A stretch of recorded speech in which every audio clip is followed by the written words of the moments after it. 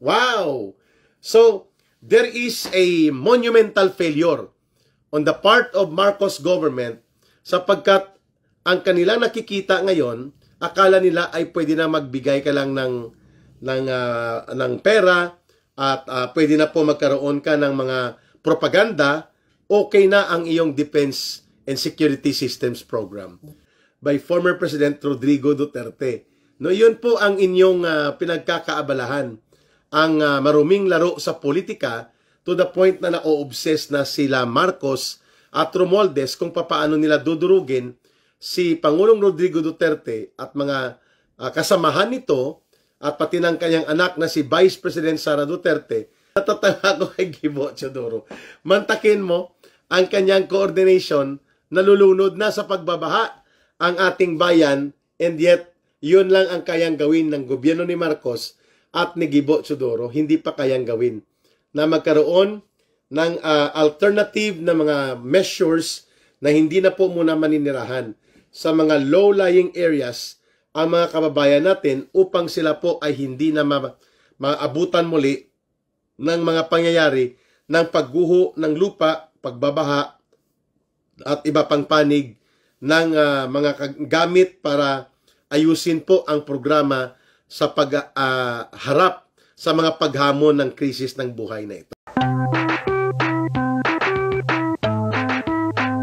Pag-usapan natin, o gusto nyo unahin natin ito, itong nangyari po na ngayon lang tayo nakakita ng gobyerno na inaantay munang malunod sa baha ang kanyang mamamayan bago gumawa ng contingency plan at bago gumawa ng tinatawag po ng plan of action on the basis of actual ground situation.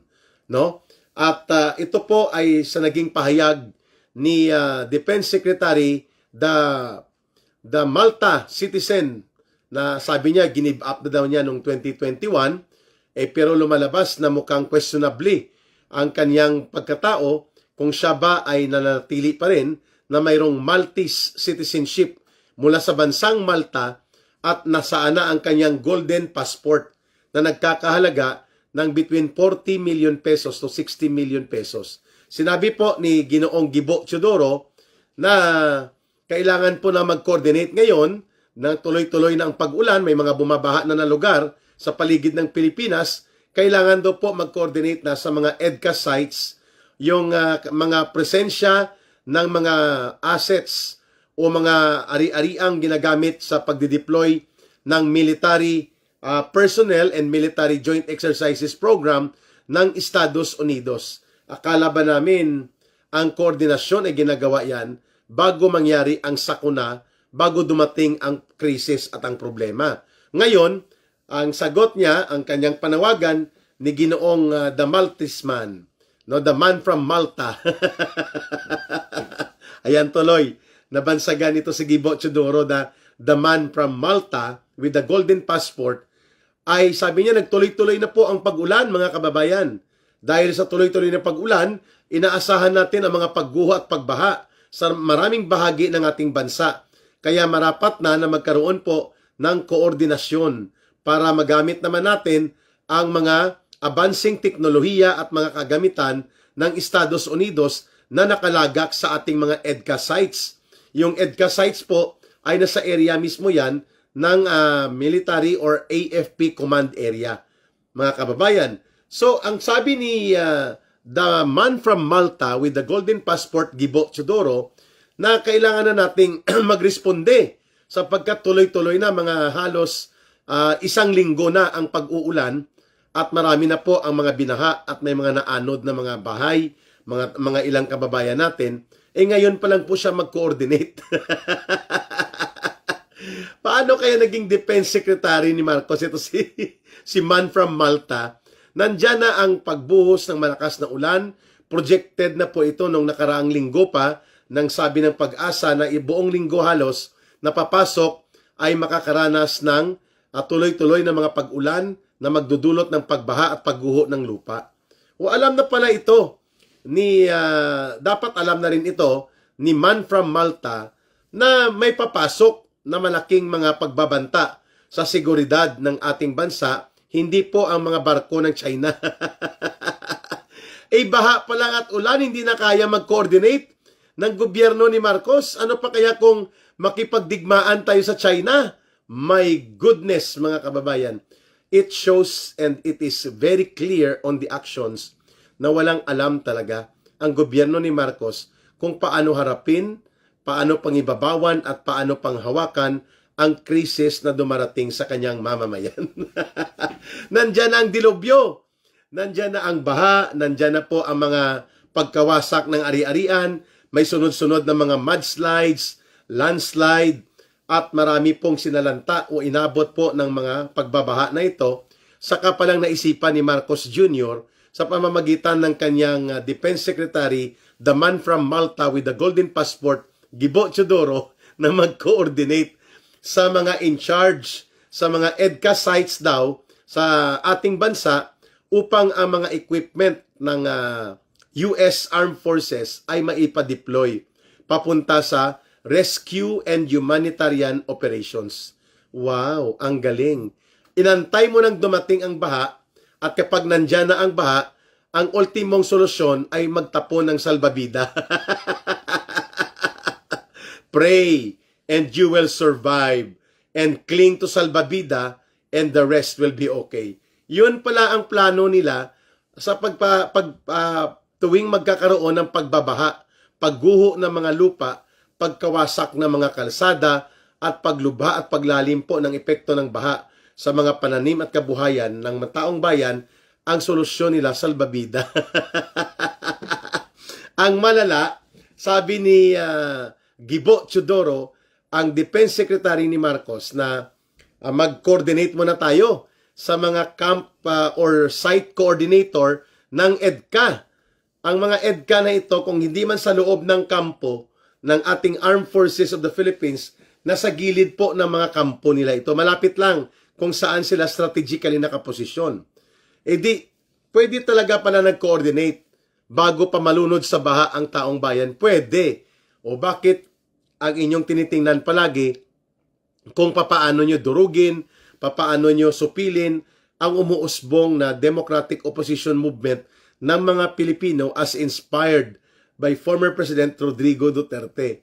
No, yun po ang inyong pinagkakaabalahan. Ang maruming laro sa politika to the point na na-obsess na sila Marcos at Romualdez kung papaano nila dudurugin si Pangulong Rodrigo Duterte at mga kasamahan nito at pati ng kanyang anak na si Vice President Sara Duterte, sapagkat nananatili po na mataas ang trust and confidence and acceptability ng mga tao na ang mga mamumuno sa ating bansa ay mga kagaya po ng mga binabanggit nating characteristics. So ito po yung binabanggit ko sa inyo.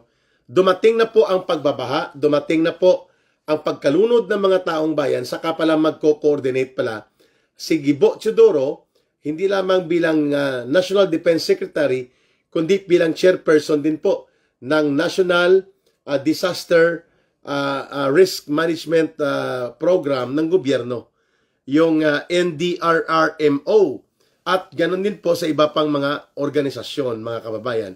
O ngayon, kung ganyan pala, na hindi alam kung kailan ang tamang koordinasyon at natatakot na magpaabot ng seryosong mga impormasyon, edi ito nangyari ngayon kay Gibo Teodoro, gumagapang siya sa kahihiyan kung bakit sumambulat sa mukha niya na ang mga EDCA sites na ito ay hindi pala talaga maaasahan upang manindigan sila sa atin at ipagtanggol tayo o i-rescue tayo sa matinding mga pagbaha, pagguho ng lupa at mga sakuna.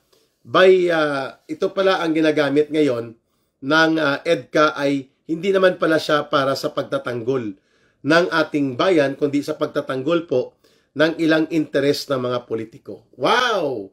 So, there is a monumental failure on the part of Marcos government sapagkat ang kanilang nakikita ngayon, akala nila ay pwede na magbigay ka lang ng pera at pwede na po magkaroon ka ng mga propaganda, okay na ang iyong defense and security systems program. Ito ngayon ay naipakita na hindi pala kaya gawin automatic ang pag-deploy at pag-utilize ng mga abanting teknolohiya na gamit po ng Estados Unidos sa kanilang mga hukbo na ngayon ay naka-destino dyan sa area po ng Indo-PACOM o Indo-Pacific Command. No?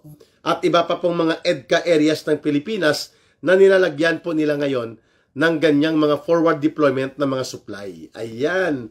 So, iyan pala ang katotohanan na hindi pala marunong mag-coordinate, hindi pala marunong gumawa ng scenario management of the different levels ng crisis.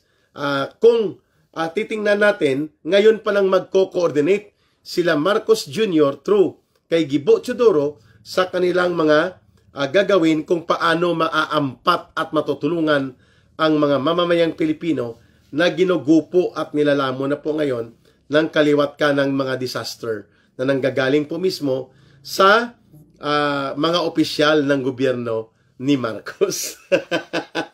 Natawa tuloy ako sa inyo, mga kababayan. Mantakin mo, lunod na at halos hindi na makaahon ang ulo ng mga mamamayang Pilipino na sinalanta ng baha, bagyo, at iba't ibang mga disaster related sa masamang panahon dulot ng hanging habagat. The only thing that Gibo Teodoro can offer is to coordinate. Magko-coordinate na daw sila ngayon. Mga kababayan. And that is something that we need to emphasize na hindi po tama itong nangyayaring ito. Wala talagang direction, walang strategic positioning, at walang tactical capability to address yung tactical situation na hindi mo na kailangan pong magkaroon pa ng pagpapanik dahil baka hindi ka payagan na gamitin ng mga EDCA assets na ngayon ay nakalagak, no? Nakatago sa loob ng mga kampo militar o mga sa paligid ng kampo militar na ito. Mga natatawa ko kay Gibo Teodoro.